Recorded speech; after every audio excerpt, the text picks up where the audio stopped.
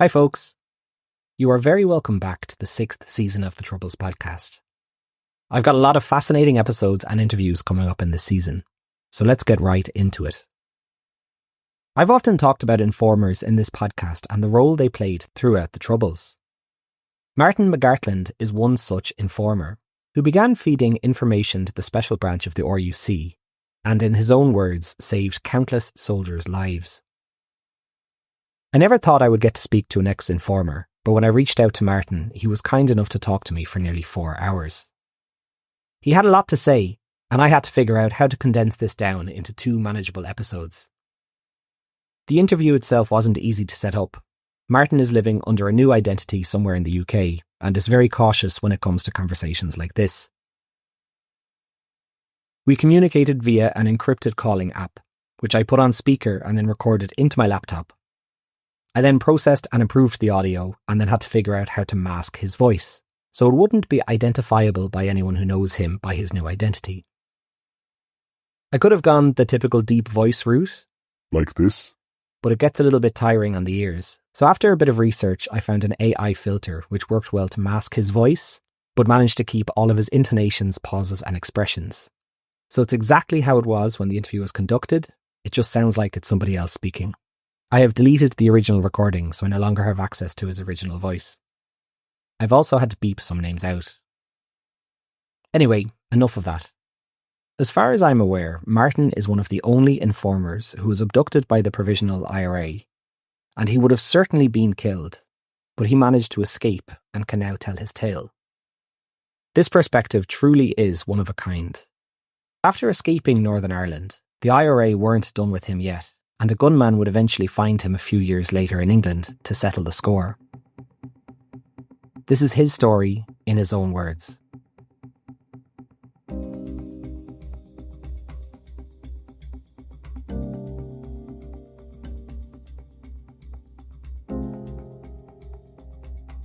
This is the Troubles podcast, a podcast about the violence and bloodshed that occurred in Northern Ireland, the Republic of Ireland, and Great Britain, as multiple sides and organisations waged a bloody conflict over the status of Northern Ireland.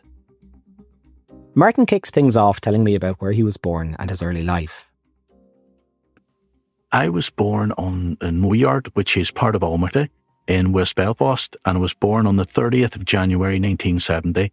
And obviously I grew up with my sister and also brother, one parent family, like my dad and my mum split up when obviously like we were quite young. I had another sister, Kathy. You probably know her case. She was groomed by the IRA, and she was actually like a member of the Women's IRA when she was only about, I think it was about 11 or 12 or something, pretty crazy stuff. I only found out about this very recently and hadn't been aware of it. But she sadly passed away in an accident on a school roof. But when I grew up, I had a very, very happy childhood, very mischievous, always like getting into trouble for stupid things, very hyperactive kid. I was absolutely mustard. And you were doing a lot of the usual sort of stuff, like where this was when you were born into a time when the British Army was all over the streets. So were you taking part in throwing stones and that sort of stuff, or how did the army, what was your interaction with them? I did, but you know what I did? I mean, honestly, it was that was only sort of like once in a blue moon. I mean, in the summer holidays, we used to go where all the bigger sort of like teenage kids, we were quite young, and they used to like throw stones and have a little bit of a run and battle with partisans from the Spring Martin Estate. And in the summer holidays, they would spend hours on hours every other day throwing stones at each other and chasing each other and stuff and all like that. And we used to sit and watch it and get involved, but we were only too small. But most of my stuff that I was involved in was just pretty crazy stuff, like, which was like, I used to get up early in the morning because I didn't get very much sleep, and I used to travel. We lived at the foot of the Black Mountain, and when I come out of my mum's house, I just take a left turn, and I just had to virtually walk maybe a couple hundred yards, and I was actually on the fields of the Black Mountain. But what I used to do was, I used to go out and I used to get a stick, and I used to take the farmers' cows, the cattle, down into our street, and I used to guide them into the neighbours' front gardens and stuff and all. And they used to munch away in the neighbours' grass, and they used to cause havoc, all the K pots all over the place and stuff and all like that. Were you in a Republican area? Would you feel like it was, or not so much? It was a proper ghetto for Republic. I mean, honestly, the whole area where I lived was like hardcore sort of IRA iron alley. I asked Martin about his relationship with the Republicans and the IRA around this time. I always found that the IRA were proper bullies. All this nonsense that people say about, they were there to protect the community and all that, it was nonsense. They used to have a small gang of people who used to do discipline around the area where I grew up. And what they done was, if they didn't like the look of you, which they didn't like the look of me and my friends, they would actually come round and they would cause us trouble. 2 examples.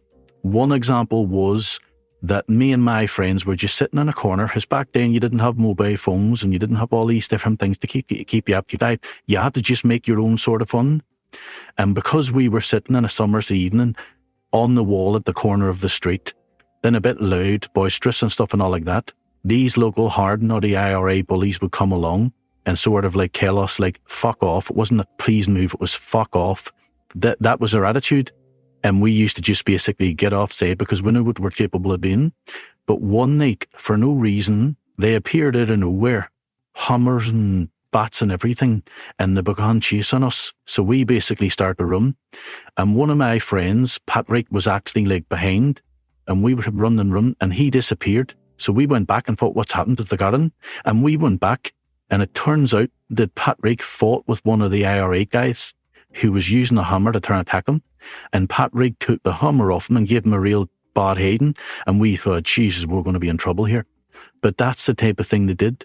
And another time, I was actually on the Moyard estate, and there used to be a big problem back then with joyriding.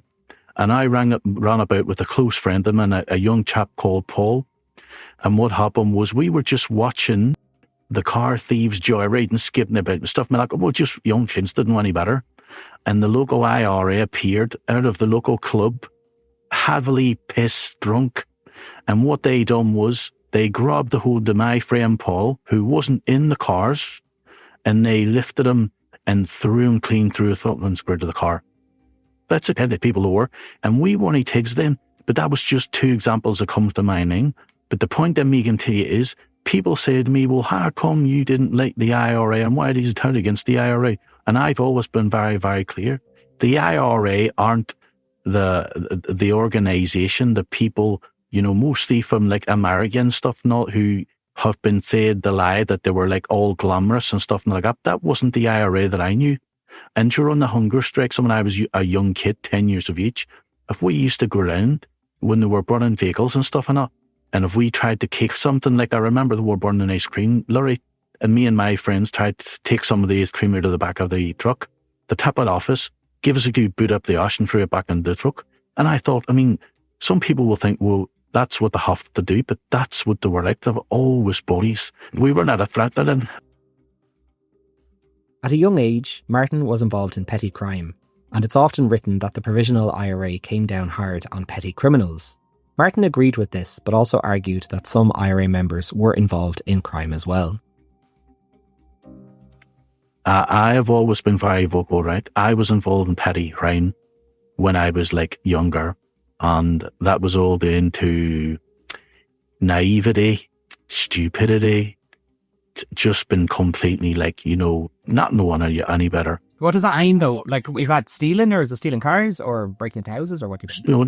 No, not stealing cars, stupid stuff. I used to actually sell. I used to know a gang, a lads who used to go all around the whole of Northern Ireland, and what they used to do was they were professional shoplifters. They used to go into shops, and firstly they would take all sorts of stuff like coats, taps, blah, blah, blah, and they would bring it back, and I would actually sell the stuff for them and half of the actual listed price. That was the type of thing.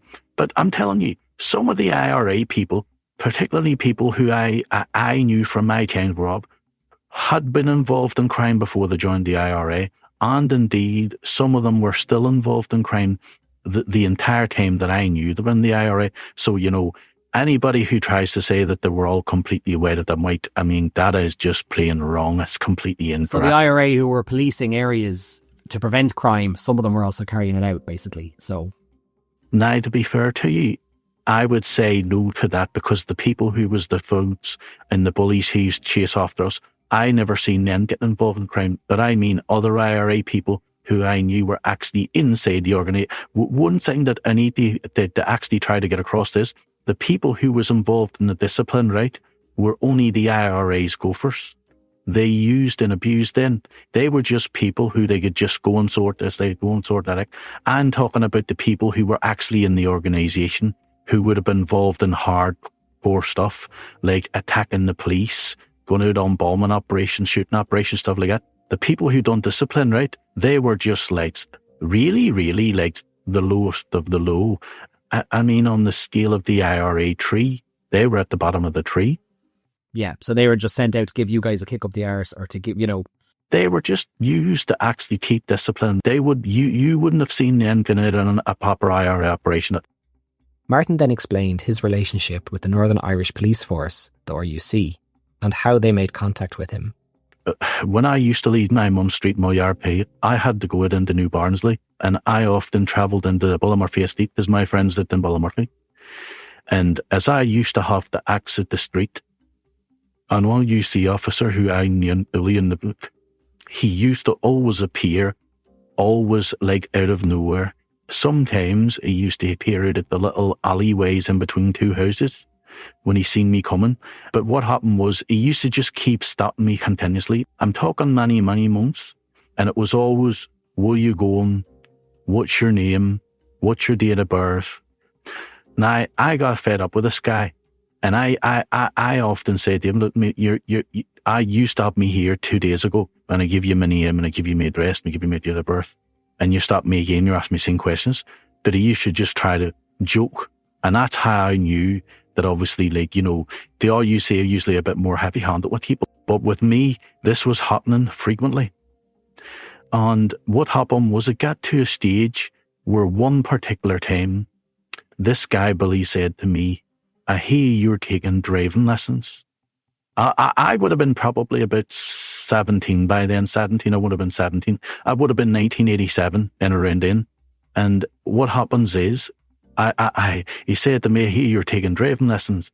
Well, I was shocked because I thought, well, how do you know that I'm taking driving lessons? I mean, obviously, like, I'm a nobody. I'm not like somebody who you want to be paying any attention to. Do you know what I mean? So he said, and what he said to me was, I have some friends who may be able to help you. And I said, what do you mean, help me? He says, well, we'll be to help you with your driving lessons and stuff, and you know, help you to get a driving license. Well, when he said that to me, I thought, Jesus Christ, because I always wanted to get a driving license. But although I was taking driving lessons, right, even before I had a provisional license, I was taking lessons even before I had a provisional license. Friends were teaching me how to drive. So what happened was I used to be very nervous about, like, you know, I have to go on a driving test because I thought I'm never going to pass because obviously I'm panicked and blah, blah, blah. So when he said this to me, he got my undivided attention. And what he said was, like, do you want to actually meet, like, some of my friends and obviously have a chat with them, blah, blah, blah. The story went something like that. There was no reason in the world why I could have possibly thought that the cops would have thought that I was going to be of any sort of interest to them, because the society, all I had been involved in was petty crime. And as I was getting to 17 and 18 and 19, right, I really had very little to do with petty crime, because the older I got, the more wiser I became. And I mean, I grew out of it, and I thought it wasn't, like, you know, it was just like a waste of time and effort. So, I mean, a long story short was, I arranged to go and see this guy's friends, and we arranged that I had to go to a police station in close to Belfast city centre, Grosvenor Road police station. So I made my way to this Grosvenor Road, and as I got to the actual front, I actually looked at the, there's a sanger, and there's also massive steel doors, and above the steel gates, there's also all of this sort of, it's mortar proof. Do you know, it's like all wire that's 5 hour high. So it's like a very intimidating place. And I actually walked up to the gates and also to just a few feet away from the singer. And as I walked up, I remember vividly that it's all armoured glass in the singer. So you have to have, obviously, you know, you can see through it. but you have to have a good look to see who's behind the glass and blah, blah, blah. So I actually stood there and I'm looking, and I don't know what to do. I mean, do you ring on a bell? Do you not on the gate? I'm just standing. And there was at least one person in the singer, but he was just like ignoring me, which in itself was a bit unusual, because if somebody goes to the front of the police station, they automatically think, well, is this somebody who's going to try and throw a bomb? So it's very unusual for obviously them to just ignore someone. So I stood again, which felt like for a few minutes, but probably wasn't. And then what happened was the gates just started to like open. And I thought, okay, there must be a Land Rover, police Land Rover, or an army vehicle or something coming out. And the gates opened, but I stood. I didn't want to move. And the reason why I didn't want to move, because I thought if I walk in there and they think I'm getting in there to try and do something, they try and shoot me. So I'm actually standing, and the gates stayed open, that no vehicles come in. So I'm looking, and this guy and that singer wasn't really interested in me. And so I started to walk in. It reminded me of the scene. Every time I thought we walked in the shop, in fact, like, it reminds me of that scene, or what kids as they'd say, you know, I'm on Charlie's, they'd say. And then, as soon as I get in, say, the gates closed very quickly behind me. And this guy didn't make any effort to make me say, what are you doing? Who are you here to see? Blah, blah, blah. Now all that is all pretty unusual stuff. So obviously, special branch with the people who I was going to go and meet, and this guy didn't mention special branch. So they must have said, this guy's going to be coming in. He'll probably get a photograph or description. Don't speak in, just let him in, blah, blah, blah. So I goes in, I'm standing, seeing me again, waiting, gates closed, guy's not going to speak to me. So I start to very gingerly start to walk up towards the steps. There's a set of steps outside, heading towards the actual reception. This is in a fortified police station. I'm thinking to myself, Jesus, I hope these don't try and like shoot me or something, that they may think I'm probably a terrorist. Because I've been in police stations in Belfast on a few occasions, because of like involvement in petty crime and had to go and get in if you didn't blah, blah, blah. And when you try and get in, it's one of the most difficult things in the world to do. You're actually searched. They want to know why you're there, who you're there to see, the check everything. So this was all pretty unusual stuff. So anyway, I'm heading up towards this reception, walks up the steps, walks through the front door, looked at the reception. There was a police officer behind the reception. I'm standing looking, seeing him again. Doesn't want to speak to me. Nobody's, so I'm invisible, and like there's a visible mom. So I thought, I'm just going to sit down. So I sat down, and I must have been only there for a handful of minutes. Can't really remember, but was there in a short period of time. And a door flung open, actually from inside the police station. And what happened was, he brought me into the back, into a small room, and went in there. I met this guy who was to become my main handler, who I referred to as Felix, and another guy who was my handler for a short period of time, and then somebody took over. But when I went into that room, they were speaking to me as if I was like, you know, their best friend. They've known them for a long time. And it was just unbelievable. It was all surreal. And in your head at this stage, these are the guys who are going to help you learn how to drive. They're going to help me with my driving lessons, and they're going to help me to get a driving license. They want to help me to get a driving license. My main was God actually going to give me a driving license. I want to have to do very much to get. That's what that's the way it was, you know, put across to me. So when I'm in that room with these guys, yeah, the first part of the conversation I remember was I said about Billy. I said, listen, that guy has me tortured. I said, he's popping up the gardens, popping over walls, out of hedges. Literally, the guy was just unbelievable. And they were laughing and stuff, and no one thought it was funny. And I said, listen, you're going to have to tell him to stop. That sort of conversation. So, you know, I talked to them, and I mentioned about what he said about driving license and driving lessons and stuff. And they said some words to the effect of like, listen, we're going to help you with that, obviously, but it's going to take some time, blah, blah, blah. Now, if I had been the Marty of today, I'd have says, who you trying to kid? You're taking a piss. What's what we're doing more was, and this is the way I refer to it at this present time, Billy and them, these two guys, were all part of a process of grooming me. I was 17 years of age, vulnerable, naive, vulnerable because I wasn't very well educated, and naive because I was stupid enough to believe that they were going to give me a driving license, but they knew full well, obviously they knew full well that this was something that was going to actually rehabilitate. Yeah, and as usual, they would have looked for what does he need? What can we provide him? Like carrot and stick. So they want to see, would he respond to money? Would he respond to X, Y, Z, Exactly. And what they done was, what they were doing with me was they were put me in a position where I actually, was convinced at that time. The more I look back now, I just laugh and think to myself, what a sheep of person you were. But when I was there in that moment, I believed that they were going to be getting me. These guys are the police. So I had that sort of mindset. But how stupid was I?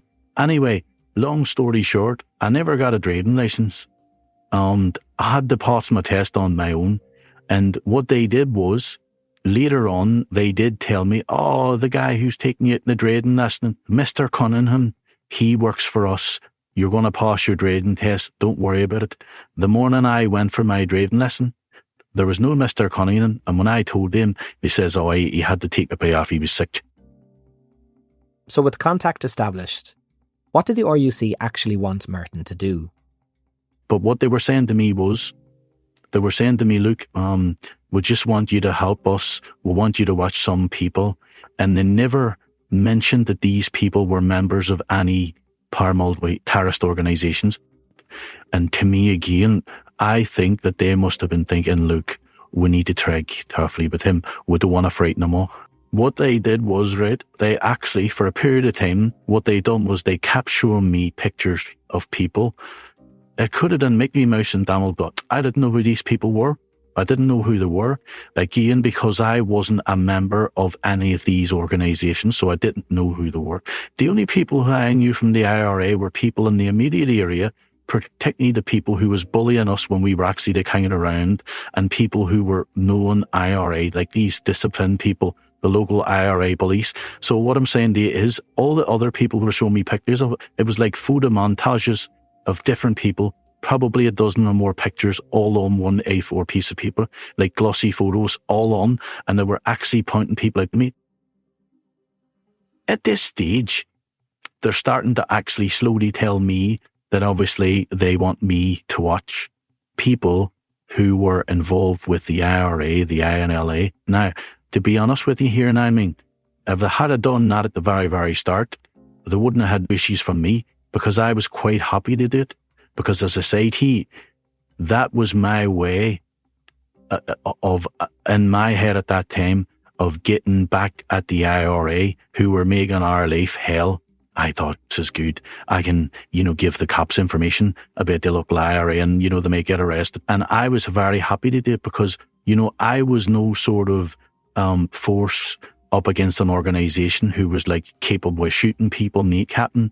So what I'm saying to you is, I was very happy because I was really anti-IRA and INLA at that stage. Completely. I didn't want nothing to do with it. I mean, and also at that stage, I was getting involved with a girl who was actually from the Shankill, who was a Protestant. And that's the type of person I was. I never ever had any sort of interest in politics or all this stuff about here a Protestant, here a Catholic. I was the opposite. I was live and not live, and obviously make love and not war. That was always my mindset. And to me, I didn't want to know about all this political stuff. It just was all completely alien to me. But what I'm saying to you is, I mean, honestly, they were the type of people who, what they were doing, going back to what people are asking, what they were doing to me was they were saying some pretty crazy stuff.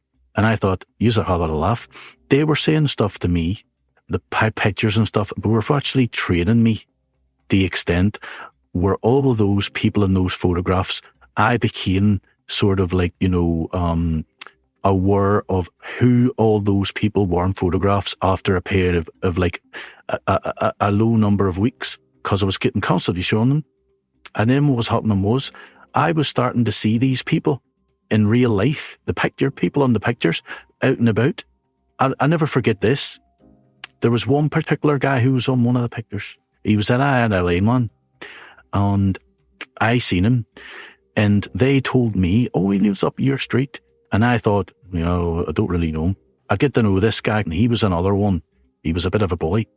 And what happened was, he actually Now, this guy, funny enough, don't know why this is relevant, this guy was the person who was involved in the murder in the Maze prison of, what's your man's name? Billy Wright? Billy Wright. Okay, so it was INLA. Yeah, a guy called. Now, what happened was I seen him and a couple of other people who were always also in these pictures. And I seen them get into a house in my yard where I lived. I later found that it was his house. Didn't even know he lived there. So what happened was I actually was watching. And one particular day, I seen them get in, thinking they were being very shifty. So I mentioned the special bunch, and I'm not sure when you about. I was standing, talking to my cousin, virtually facing this house where I seen them get into. Must have been less than 24 hours earlier. 24 hours after I had tipped off the special bunch. And Land Rovers came flying into the street, pulled up outside and started to kick the door in. I went into the house and searched. And then it became 2 Land Rovers, and then 3, and then 4, and then the army appeared, and I thought, Jesus Christ. And what happened was they found I'm sure it was I think it was a shotgun. They found a shotgun in the house. And what happened was I actually went and seen Special Branch after it. And they were all excited because obviously one, I was able to give them information, and 2, they were able to get such a good result. But this is the thing that was happening. And then as time was going on, I was identifying more IRA arm stamps. Are they paying you? Well, do you know what? They were paying me a big amount of money, but do you know what? And I mean this, I wasn't really interested. As I said, I was interested in the end goal, which was the driving licenses. I was convinced they were going to give me a driving license, and I thought, well, the more stuff I do, they're definitely going to give me a driving license. Okay, well, what I'm saying to you is, they did give me small amounts of money to buy a start. I think if the buy start were giving me 40 quid, well, I'm saying, what's this for? And they went, oh yeah, it's just, just a little bit of sort of like money for you, a little bit. And I said, well, if I come meet you next time, they give me another 40 quid. But they were first to the start giving me money for really no reason, and I was quite surprised. But what I'm saying to you is, later on, when I was getting good results, they were paying me a lot more money. And kind of money into an account in England or something, or money in a secret account, was that kind of the way, or? No. And you know what? I don't believe that happens, honestly. I think that's all bollocks. I mean, I used to get paid just per notes cash. So did you start living a bit lavishly, or were you careful? I wasn't really, but you know what? It goes back to what I said to you. Because the people in these organisations and people who you knew look like, because as I said, I used to be selling all the shoplifted, all of their merchandise. I was always the type of person who had money. And you know what? To be honest with you, at the very beginning, I would have made a lot more money from doing that than the special funds could have given me. But as I said to you, I wasn't interested in the money. I wanted a driving license. I say I had it hope be, we're not going to give you a driving license. And it just says to them, shove your job up your arse, and I'd have just walked away. And I think they knew that. Well, no, I was going to say, so they kept the carrot on the stick, and then you kept divulging arms dumps that you just knew from around the town that you'd see. So when did they approach you and say, we want you to get into the IRA? Well, they didn't say that at the very start. What they said to me was, right, they were trying to get me to join Sinn Féin, and I thought, I'm not joining fucking Sinn Féin. I said they don't like me, and I don't like them. And also they were saying to me, do I ever won the Republican clubs? Because in around the area where I live, there's quite a lot of Republican clubs, maybe 3 or 4. And it was the places where all Republicans and even IRA people would actually frequent to be there quite regularly. And what happened was I said, no, I don't go to places like that. But what they were also doing was, right, all of these pictures and montages that they were showing me, there was a particular guy on one of those montages. And it goes back to what I said there earlier on about the John Kennedy case. I seen this guy walking into a house, I think it was me Barnsley Grove or New Barnsley Green, and the memory serves me right, it's some of the old. And I was just going to the local shops, and I seen this guy walking into a house that I knew that he didn't live in it. And I thought that it just started to me. So I went and told Special Branch, and again, they searched the house, and they found a rifle and a telescopic sight for the rifle in this house. And that was another dump, arms dump. So the point I'm making to you is they knew, Special Branch knew exactly what they were doing, and they knew exactly what strings that they had to pull.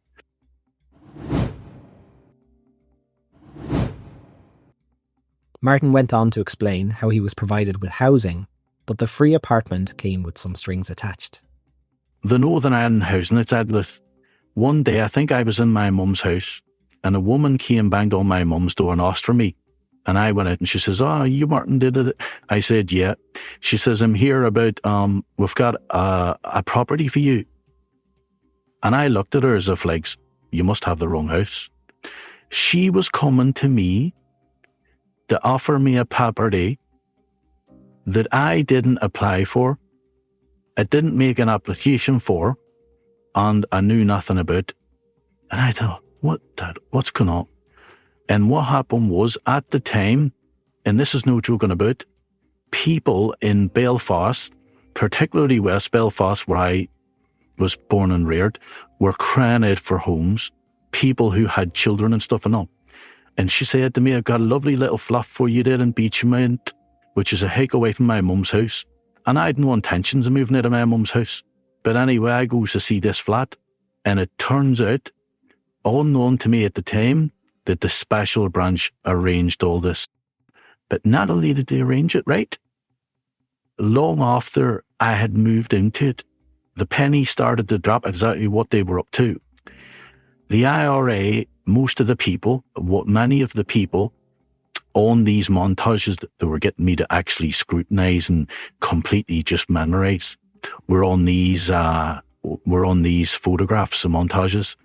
And some of them were part of an IRA, a very, very sort of like high-level IRA bombing thing.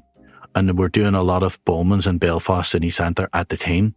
Huge commercial bombings, £1,000 bombs, £1,500 bombs, blowing the High Court up and all this sort of stuff. And what happened was, all known to me at that time, was they were based in the Beachmount area. And they thought that if we get him in there, we will try and find a way of getting him close to these people.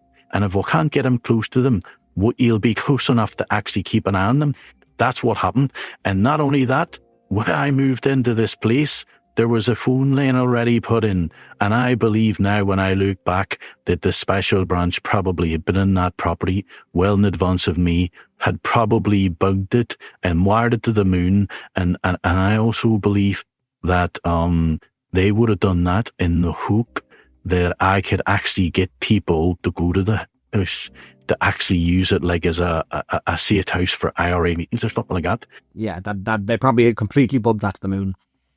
Exactly. Well, they delivered the car. They also gave me a car. They bought me a car. And I thought, that's why, after I passed my driving, he said to me, "Because you passed your driving test on your own, we're going to buy you a car." But then again, that was another bullshit.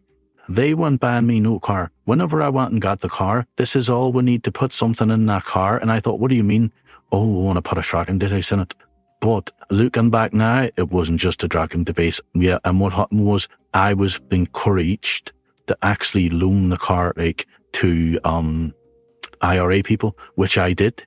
And IRA people were borrowing the car and grouping up an operation. The special branch was able to listen to what they're doing, see where they were born, and they knew everything. One thing I want to mention, and this is what I want to get across today, and I am forever really pulling my hair out.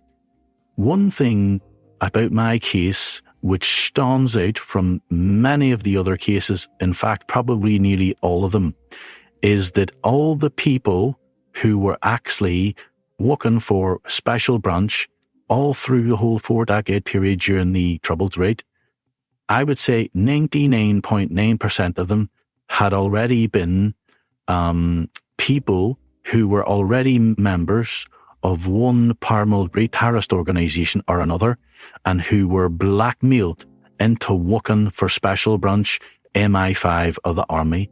And they only done it under duress, because they were told, "You're going to go to jail, help us and we'll keep you out of jail." So they were virtually like blackmailed into it. And I've said this, right? See, everybody saying about agent this and that. Anybody, in my view, and this is obviously completely 100% on the money, anybody who was a member of a terrorist organisation before they agreed to actually turn and work for special branch MI5 of the army, yeah, were out and out informers, or people want to refer to them as pouts. People who did what I did, right? who were nothing to do with the organisation. I was groomed, and then I was trained, and then I was inserted into that organisation. And the difference between them and me, I mean, my case is a case of an agent in its like purest form, because what I'm saying to you is, right, you'll not find very, very many people who were actually like infiltrating one of them organizations who were not at all connected with him. And obviously I was in a position where they were able to do all these different things. I mean, going back to what you asked earlier on about like, what were they asking you to do? One other thing that they asked me to do, and I was really, really angry about this, and I didn't want to do it for the reasons that I just mentioned at the Dubai start. They actually asked me to get close after I got the car. They asked me to get close to the local punishment team, the people who was carrying out punishment beatings. The very same people who I hated, and the same people who hated me, and I managed to do that. So everything they were asking from me, right, I was able to do it on some. And Special Branch, I could see that they were taken aback by every time I was going to them and saying, oh, I've done this, I'm going such and such for this person. And what happened was the IRA sort of punishment things were asking me to drive them around places where they're actually going looking for people who were going to actually carry out punishment beatings on. So remarkably, I was able to do that. At the very beginning, I was in a relationship with a girl in the shackle called Liz. She was the person. And then that relationship faded out a bit. I think that was probably maybe from memory 1988, because we had a daughter, Martine, and she was born in 1987, if my memory serves me right. 1987 in January, I'm sure it was. And I was 17 at that time. But what happened was, obviously, that relationship just like faded away, and then I got involved with another girl called Angela.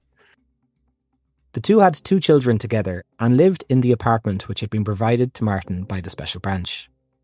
At times, this flat was used by IRA members, and in at least one instance, Semtex was brought up to the flat to be cut up. I asked him, were Angie and the children home at the time?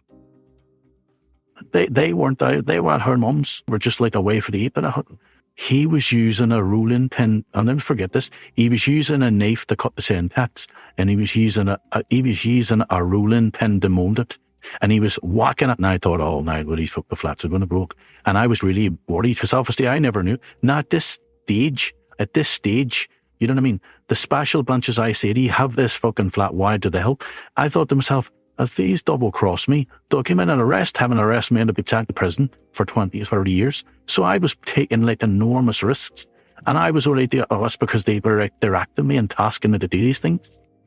I also had to go and I had to have dealings with a guy called now was the the operations officer of the whole of the IRA for virtually like all Belfast and beyond, not up as far as like Derry, Londonderry, just all around Belfast. And what had to do was, if any of the active service units, the cells, wanted to actually carry out an operation, they had to go to him to actually get clearance.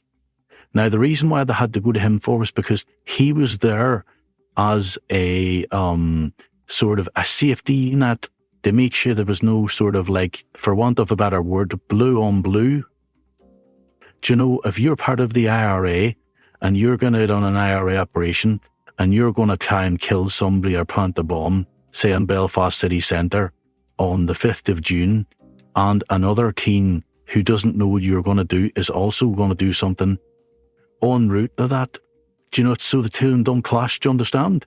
So what he does is, so you may go ahead and you might say, we want to do this, and you go, listen, tap that and see me tomorrow, and if you get back, you say, right, you're on, go and do it, or he'd say, no, put it off for weeks. So that's the way the IRA was structured. But as well as that, I also had dealing with another guy, and he was a quartermaster, and again, he looked after all weapons and explosives for a massive area, Belfast and beyond. That guy was called, Now, what he used to do was, right, he was a really slippery little guy. The special branch used to really, really get very frustrated and irritated with him. He used to meet everybody who wanted to go to see him. You had to go to him. Do you want the weapons or explosives? Most cells were allowed to have their own weapons and explosives, but it didn't happen often because the IRA were paranoid about obviously leaving things in places where they might get fined because of people getting tip-offs to the police and blah, blah, blah. But when you had to go and see, he always met you in the streets just off the Ford Road called the Rock, R-O-C-K, Rock Streets, Rockville. And what happened was, when you go to meet him, right, he used to meet you in a safe house. And what he done was, if you wanted, £5 a cent tax or key AK-47s and a couple of hundred rounds of ammunition or whatever, he would leave you in that house. He would go out the back door, cut across all the back lanes, through another house, out the back lane, through another house. It was like tunnels. He virtually had a tunnel system. So he didn't get to his dump, bring the stuff back, repeat the same process, harm you the stuff. Special branch used to be really pulling their hair out, because they were desperate to find out where the dump was, right? We knew the dump, and it was a huge dump. It was big. He had a massive big dump, because he could get you anything. He was like the go-to being anything. And Special Branch used to go ballistic because they couldn't find out we had this dump. And they searched so many houses and negative, nothing. They never found it. And what happened was, honestly, it was such a really, they used to go really, really ballistic because they could never ever pin anything on him. And he used to get away with, firstly, every operation that was going on at the time, he was supplying the weapons and the explosives, particularly Syntax, handguns. And handguns, one thing I'll mention to you also too, handguns in the late 80s and early 90s in the IRA were as rare as hen's teeth. The IRA had a big, massive shortage and a problem with handguns. What they done was the IRA were so desperate for handguns that they were actually getting local criminals who they were going to actually shoot, kidnap, disciplinary matters, or they were going to actually put out of the country. They were getting local criminals to go and break into houses where they knew there was firearms in the houses, even police officers' places. Martin went on to explain the type of operations he was involved in, and he had this to say before getting into it. I was just absolutely fearless. And I mean, and one thing I'll say to you here, and I know this sounds a bit cheesy, but I thought about this often. I have been absolutely useless in every other walk of life. I'm useless at everything. But when I was actually spying for Special Branch, I actually want to look back now to the stuff that I did and how I did it and how I got away with it and how I was able to go into houses, meetings with some of the most ruthless IRA bombers and gunmen and sit and look into their eyes while I was getting debriefed by them and talking about operations forthcoming, knowing full well that I was their biggest enemy. That takes a lot of fucking balls to do stuff like that. And when I look back, I think to myself, I must have done absolutely crazy. But my problem in life is, right, and I've said this many times, I don't have a filter when it comes to fear. I am pretty fearless and not reckless. If I walk across the road, I'll look 10 times before I actually cross. I won't do things recklessly. I'm not type of person, but I won't take unnecessary risks. But the point I'm making to you is this. When I look back to what I did, how I did it, and how successful I was, I have said to myself many times that I was actually born to actually be a spy. That's the truth. I was so good at it. I was really so good at it. I know I got caught, but I only got caught because I did so many things. I was actually sort of doing jobs for Special Branch, thick and fast, and I was doing that much that it was only a matter of time before they actually were able to say, he's arm on, he's the common denominator, he's always there, and that was it. Martin would often need to transfer weapons or explosives, but unbeknownst to the IRA, he would stop over into an RUC station to have the weapons examined or the explosives disarmed. Yeah, and one thing going back to what I was mentioning to you there was, I actually was bringing weapons and explosives from IRA dumps. Now, what I had to do was, I had to go to IRA dumps, take out Semtex detonators and weapons, and I had to actually carry them through Republican ghettos in a hold all, put them in a car, drive to meet Special Branch. And what they done was they would have a car in front, me in the middle, and a car in the car behind, just in case there was a checkpoint, because I had all this gear in the back of a car. And we would make our way over to Castlereagh. Now, Castlereagh, at that time, I didn't know it then, but I know it now. Anybody like me who was working for Special Branch and who was somebody who was an agent who was inserted into the organisation, somebody who they knew they could trust, somebody who hadn't been a loyal IRA man or an INL man who they had turned, but somebody who they had put in, what they done was they actually worked very closely with MI5, and MI5 and Special Branch were one sort of they worked as one relating to stuff like that. But when I brought the stuff over to Castlereagh, I would have to go in, and this could happen at 12 o'clock, 1 o'clock in the morning, and I could be sitting in Castlereagh for 2 to 3 hours, drinking tea, having a sandwich, while army technicians, this is what they told me they were doing. I don't know, but it's probably true. They were carrying out forensic tests on all the weapons and explosives, like fingerprints or whatever, to see if there's any fingerprints on. They were also firing the weapons to get ballistics to see what shootings had been used in and stuff and all, right? And what they were doing was, they were actually neutralising the Semtex. Now, if I brought £5 of Semtex into Special Branch, the IRA would make a handful of bombs on the car booby tops of a £1.5 Semtex for each bomb. And what happened was, if I brought a half a dozen detonators into Special Branch, what they could do is the army technicians could actually sabotage those, so those detonators will never explode. So those detonators, if they're ever put in a massive Semtex bomb, the bomb's never going to go off. If they're put into a bomb which is going to be put under a car, it's never going to go off. Now, not only did they actually neutralise the actual detonators, but they were also able to neutralise Semtex explosives. Back then, what they could do was they could inject some sort of chemical into the Semtex, and it makes it completely useless. It's like putty. So when I got all that, I had to bring it back and put it back in the dump. And after that, whenever the IRA moved it and did whatever they did break, I don't know where it goes. Special Branch obviously can keep an eye on it, because they also put tracking devices on the rifles and stuff. No, they can do that. They can bug the rifles. So what I'm saying here is all this is done in a matter of hours, and I have to sit there while it's all getting done. And I have to get back like Muggsy Malone, walking through the streets of the Falls and Beachmate area, where a hold all full of Semtex and rifles and detonators and ammunition. And if one IRA man happens to be going home late or popping out of some woman's house who he's been spending a few hours with and sees me with that bag, I'm the dead man walking. Yeah, truly, dead. I won't see the sun coming up in the morning. I asked Martin if this was how he got caught, if the IRA had caught on that his weapons were bugged.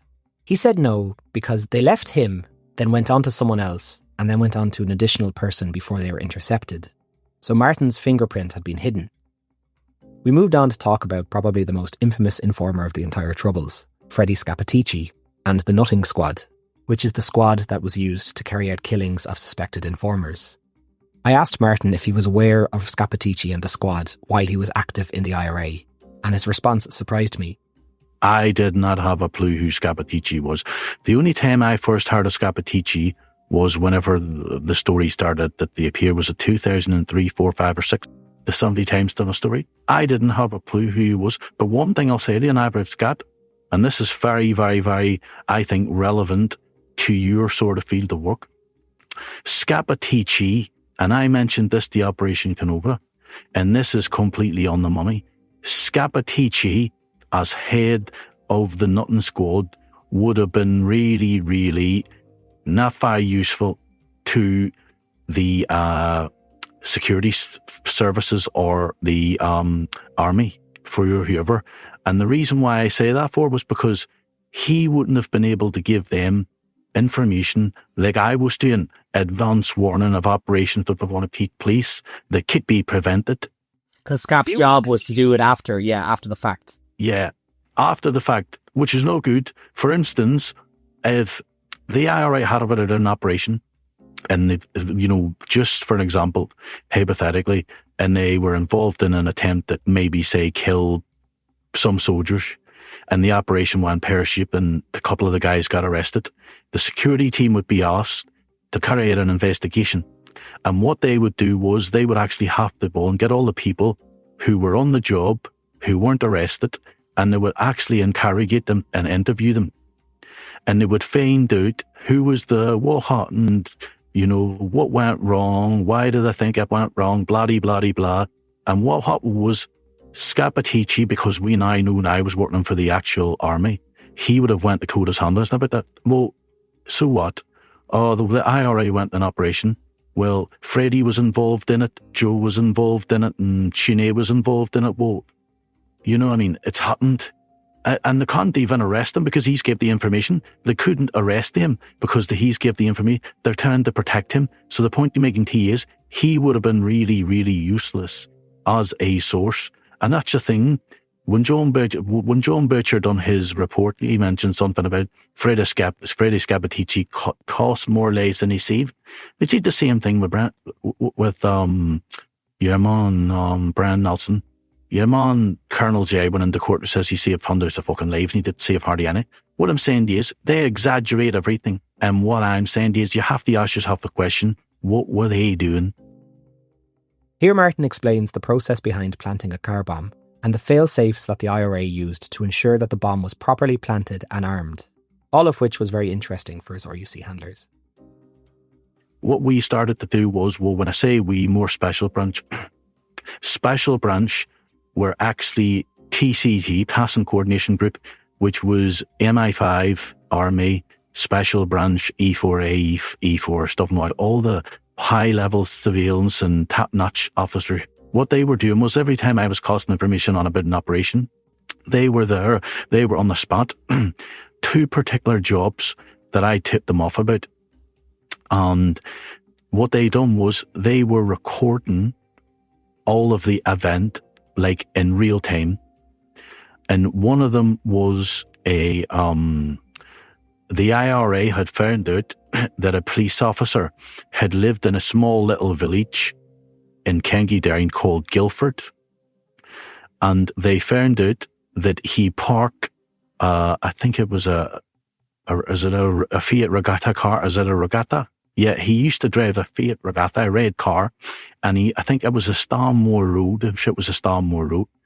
And what happened was he parked the car outside his house. And what the special branch done was, right, they took over a house, obviously in the immediate vicinity, and they were actually watching, recording everything that happened. So I was asked to transport an undercar baby trap bomb that was going to be used to be put under this guy's car. Now, this here is very likely to be one of these, it's the same tax, and particularly one of the detonators that the special branches already sabotaged. But I don't know, but I'm just presuming. But what happened was I have to transport the bomb to this Guildford, and I have to meet 2 other IRA people who are going to be the people who's going to plant the bomb. Now, the IRA are very, very paranoid. And what the IRA do, because of informers and stuff and all like that regions, what they do is when people go out to plant an undercar booby trap, they have to do it in a team of 2 people.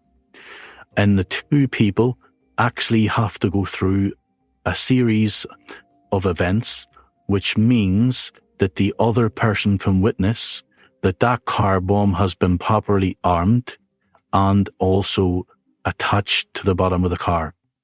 And what they do is, right, it's a simple process to them anyway, and it's just called TIP. What they do is they have to put the time on the bomb, so if it's 45 minutes below them to get away, and then they have to also pull off, it's like a little sleeve, like you would see on an electrical cable, a sleeve over a metal pin, An insulator, they have to take that off. So it means when the clock runs down, it doesn't hit the insulator, which stops the bomb from going off because it stopped metal hitting metal. So it'll be metal hitting metal, and it means the bomb will explode. And also, they also have to do time insulator. It's a P for a peg, a wooden peg, and the wooden peg has to be pulted. Now they have to keep the peg, and they have to keep the actual insulator.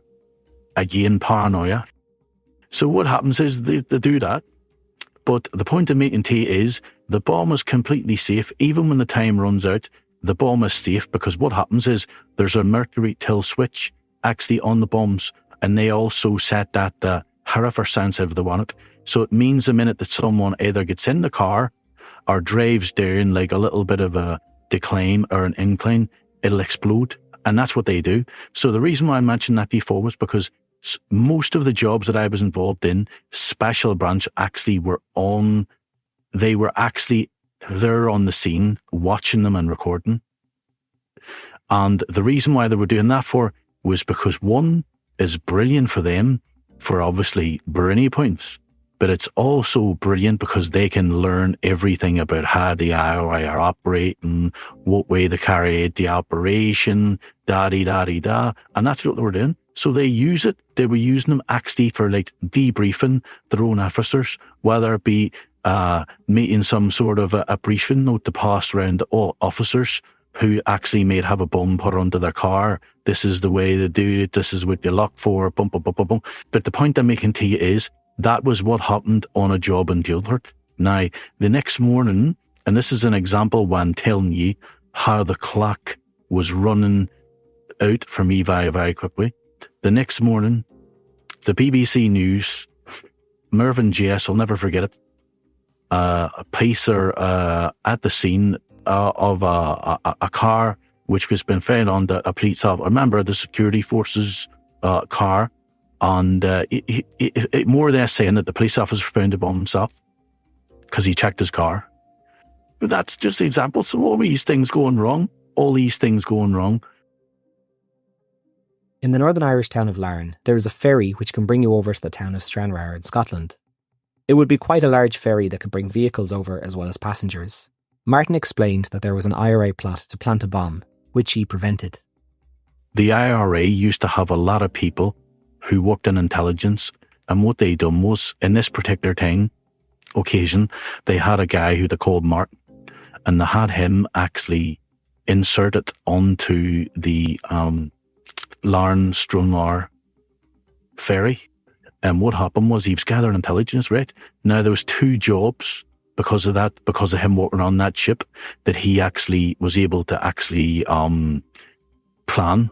One of them was probably one of the biggest jobs that I ever stopped, and the other one was quite significant. The first one was the special branch had to actually check passengers coming on off the ferries. Special branch actually had to go.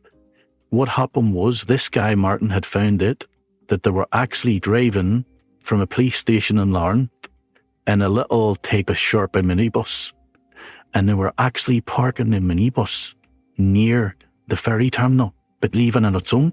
And the IRA planned that they were going to put a large syntax bomb onto the minibus when they were actually leaving, because they didn't stay there all the time.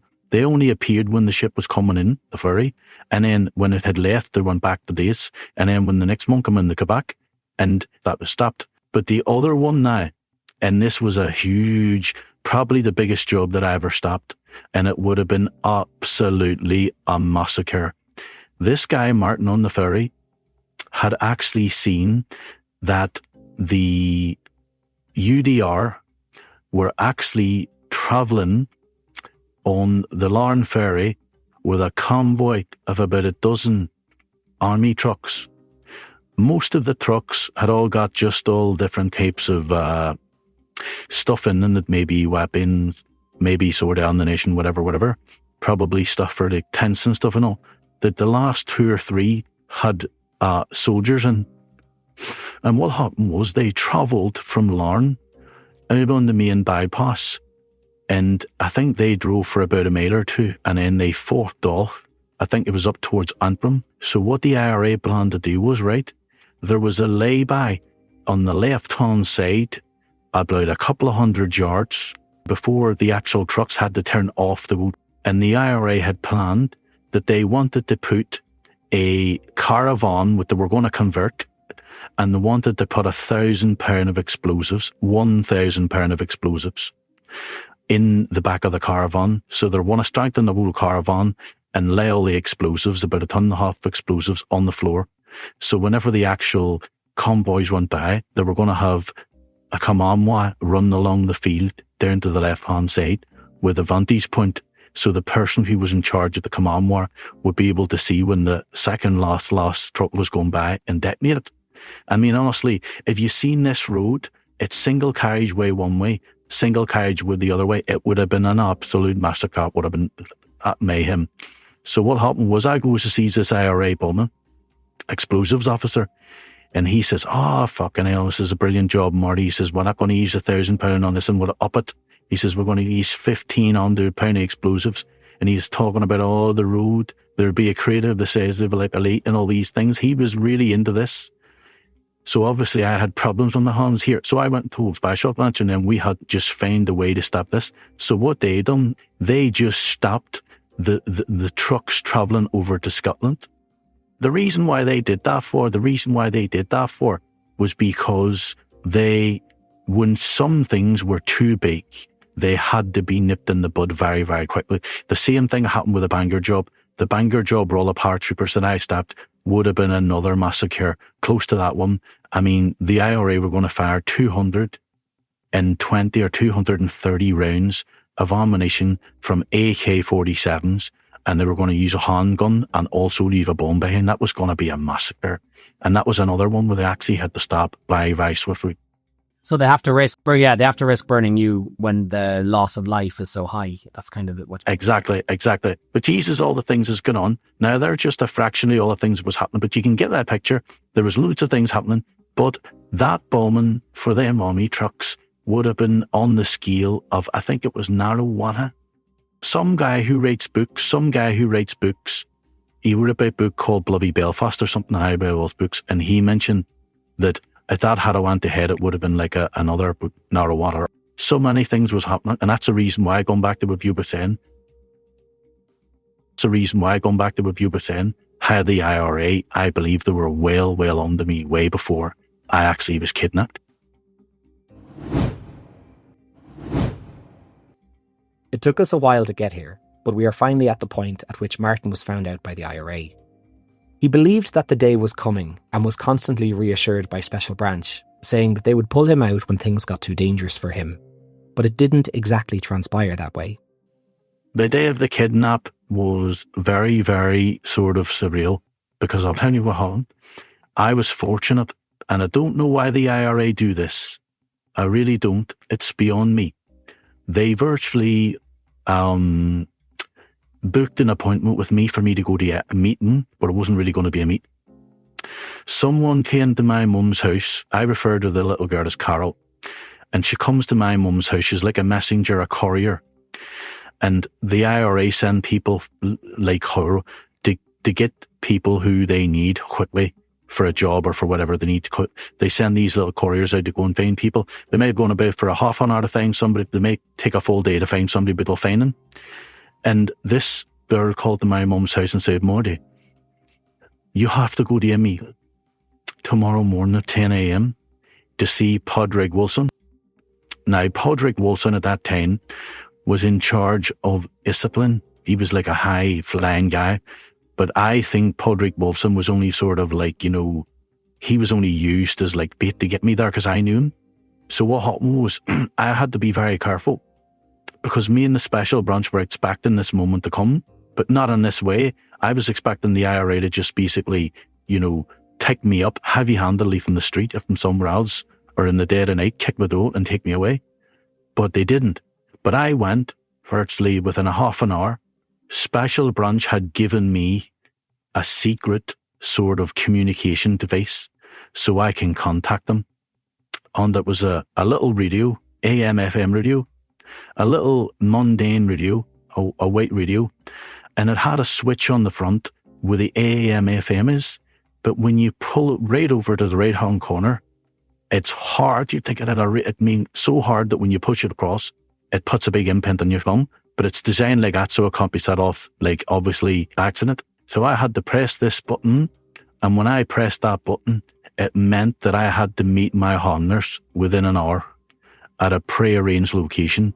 And I mostly met them in East Belfast, over in a housing estate, which was all Protestant, and it was actually close to a council building. We called it the Flags, because it had Union Jack flags up outside. But I met them nearby there, and I had to meet them within an hour. So when I go to meet them, I tell them, look, this is what's happened, blah, blah, blah, blah, blah. Well, my handler, Felix, says to me, listen, don't panic. So what he said to me was, don't go back to Belfast. And him and I actually, done a bit of a sort of detour a bit. And he was actually contacting his office.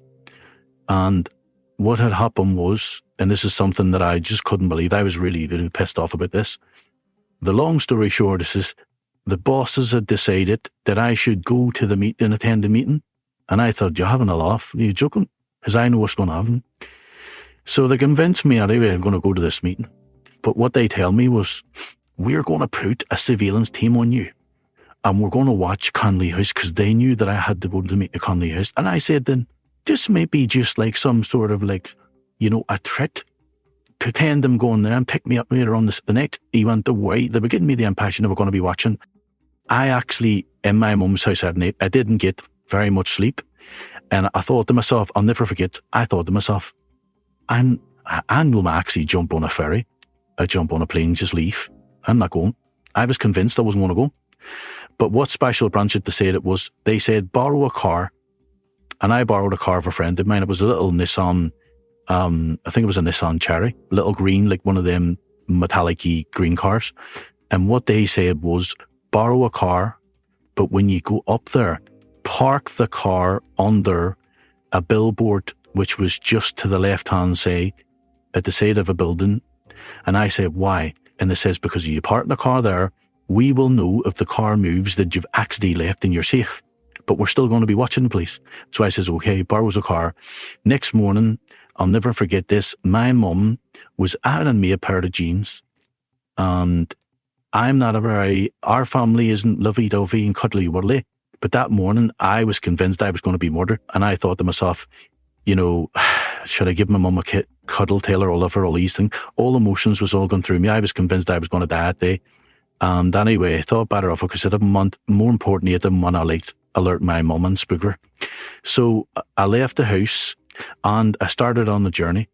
So I jumped in the car with us, drove down, parked the car, walked across the road, into the Sinn Féin Centre, under the clear instructions that it wasn't to tell anybody from the IRA that I came by car. I came by taxi because the car was going to be something Special Branch were going to use.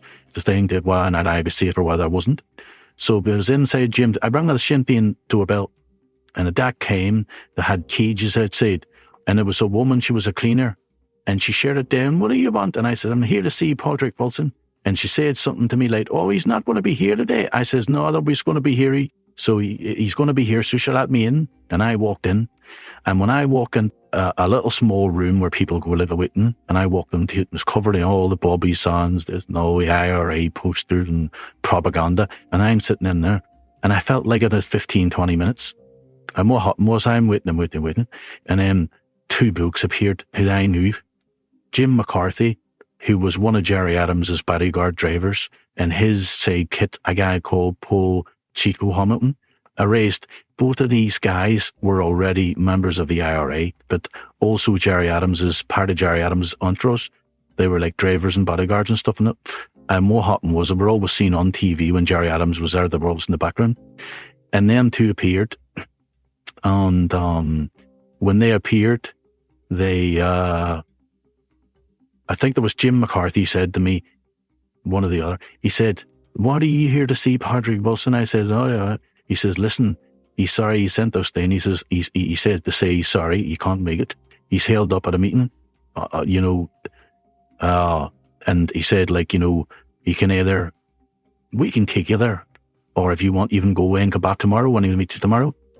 And I thought to myself, fucking hell, if they're going to let me walk out of here, it's not serious. It may be just something stupid. I may be just part of it. So stupid me said, oh, yeah, no, I'll go and see him now. So I'm going to go to a meeting to see Podridge, who doesn't exist. Like, I mean, here's a real Podridge Muffin, but I knew for a fact he wasn't going to be involved in this.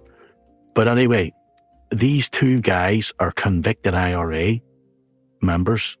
So what happens is, I leave Conley House with these two people. We'll walk right together, the three of us. We'll go round to the right-hand side. I think it's a busy D car park. It's a little car park. And they brought me over to a little white Fiesta, a little four-door Fiesta. And I get in the Fiesta. So we're heading up. And at that minute, I don't know whether they're going, they're not telling me anything. And they're driving up through Suffolk and up toward Woodburn Police Station.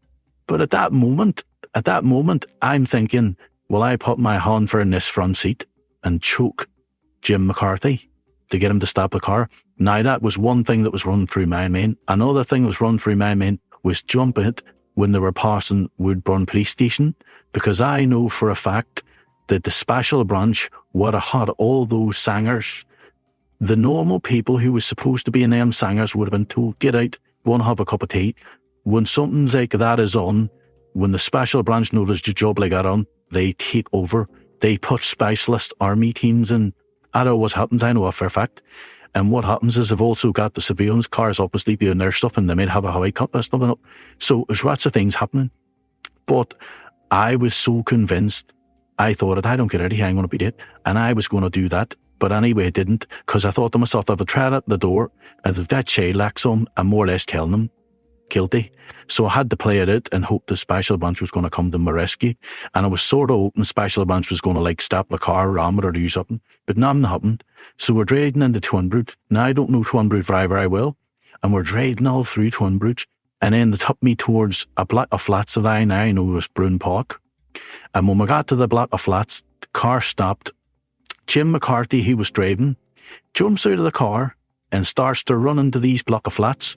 Now, these block of flats at the front are on a hill. So when I look back now, I want to look back after the event because I didn't know them. If you look at them from the back, what happens is they're there in a dip. The first floor is lower than the second. Like that makes sense. My head is spinning faster than an airplane engine because I'm really, really paranoid and I'm like going to get tortured, and I'm going to be another one of these people who's right at the end of it, side of it. So I walks up after Jim McCarthy. Chico says to me, I'm already following him. So I walks up the stairs, and I never forget walking up these stairs. All I could smell was urine, stinking.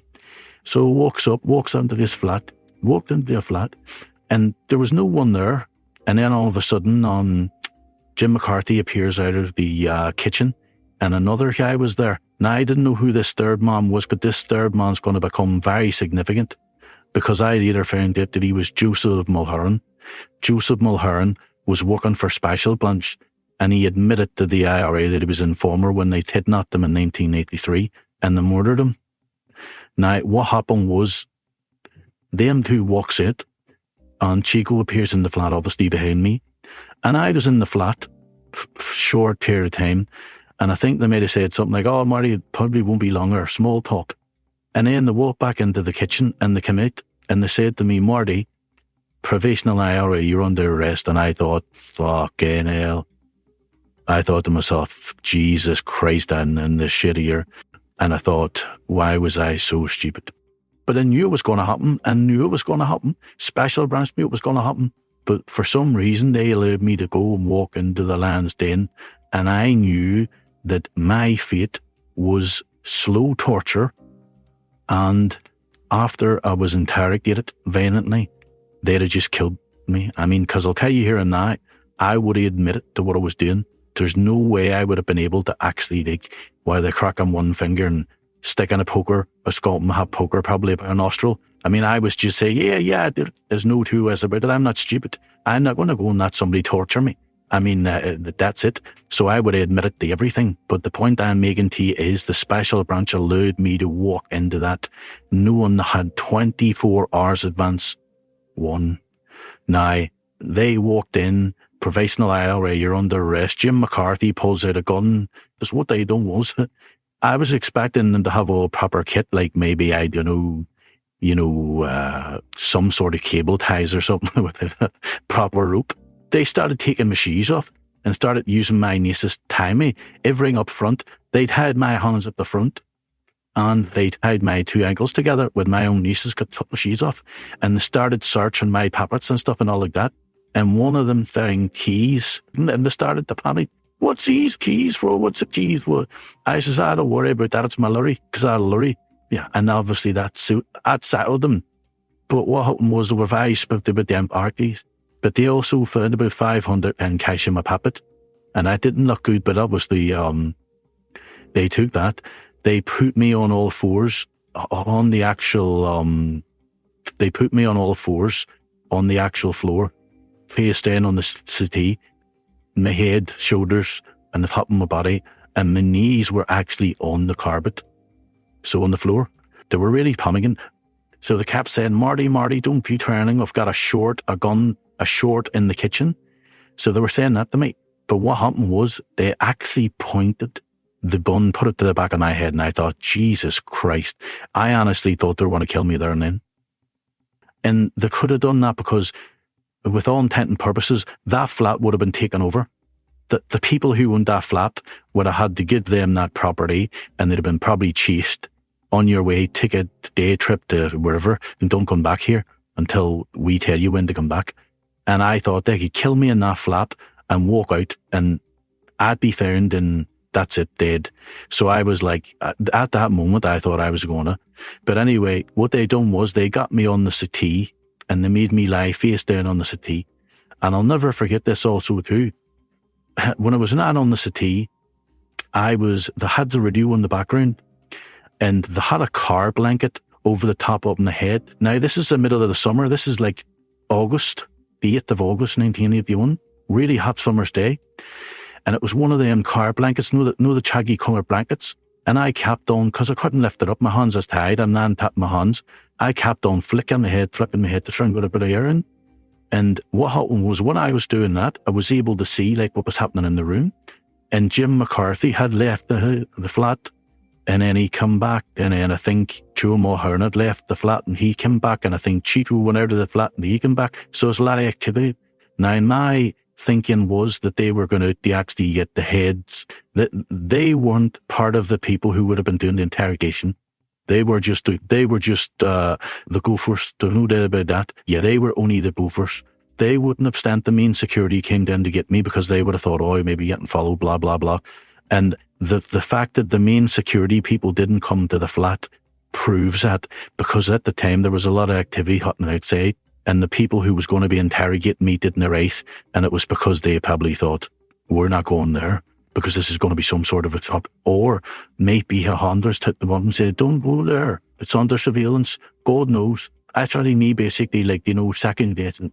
But one thing that I do know, there was definitely a surveillance team watching me, watching that flat and watching them, and they didn't intervene.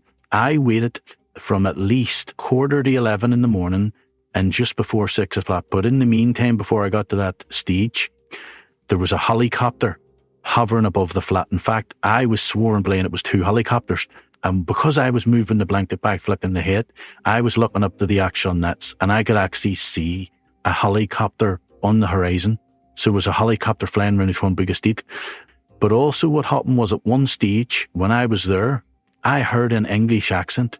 A dog was barking, and I heard an English accent shouting, "Shut up!" at the dog. And I thought, Jesus, they're going to come and rescue me. So there's a football tool outside that they disappeared. And I could also hear a distinctive roar of the V6 RUC Land Rovers and the Army Land Rovers, and they were cruising. I think all the things that was happening was just part of normal. If you go into any Republican area in 1991, that was normal. You always see the army thing a bit, but what I'm saying to you is, it was just normal. So I don't think they were looking for me. But what happened was, after all that time, I'm there.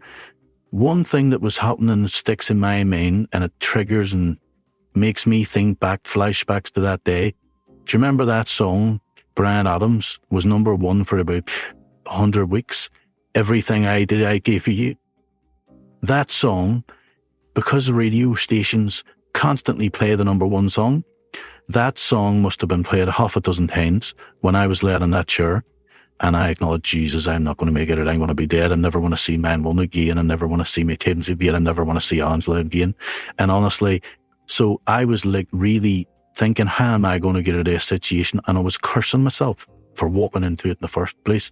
Because I'm thinking the night before, when I couldn't go to sleep, I'm leaving. I'm going to jump on a plane. I'm going to get a ferry. I'm going to leave. And that's it all. I won't have to worry about all this shit.